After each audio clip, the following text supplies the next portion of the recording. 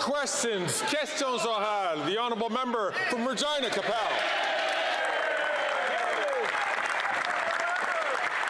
After 9 years of this NDP Liberal Prime Minister, Canadians are getting poorer.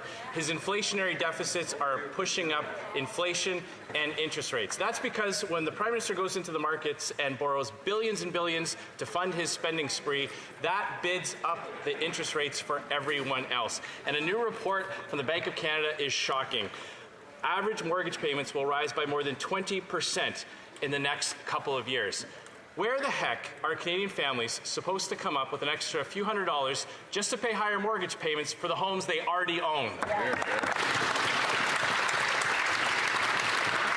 going to ask members just to be very conscious of the language that they use. The Honourable Deputy Prime Minister and Minister of Finance. Mr. Speaker, given that it is my first opportunity to speak in the House today, I want to speak about a very grave threat to Canadians. Last week, the Conservative leader said he is going to ignore our charter rights. That's right. This week, a Conservative MP stood up in this House and said he's opposed to a woman's right to choose. And now Conservative MPs are outside attacking a woman's right to choose. So now we know the truth. They're going to attack our charter rights. They're going to attack the rights of every woman in Canada. Hear, hear.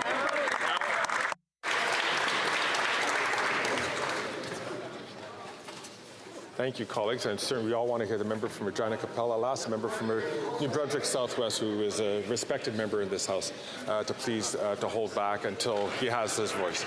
The honourable member from Regina Capel. None of that is true, Mr. Speaker. She's just desperate to distract from her own record. And she's trying to console Canadians by saying that everything's okay because she hasn't quite maxed out the national credit card just yet. But all of that spending and borrowing is having an impact. In fact, Desjardins Financial has concluded that output per capita fell in every province last year, which is the broadest base standard of living decline in Canadian history other than the pandemic, costing Canadian families $4,200 a month. Will somebody over there please cut up the national credit card before more Canadians go bankrupt?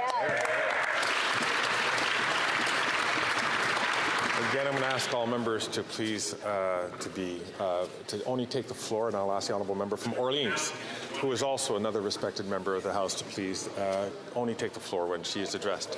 The Honourable Deputy Prime Minister, Minister of Finance. Mr. Speaker, there was a lot of shouting while I was speaking from the other side of the House.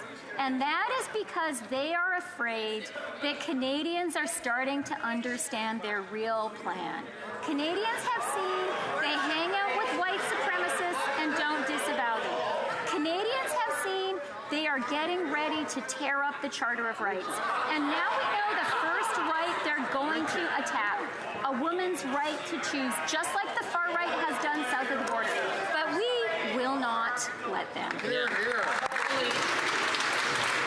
The honourable member from Regina Capel. We'll take no lessons from a government that's trampling over free speech rights by trying to control the internet and control what Canadians can see and post online.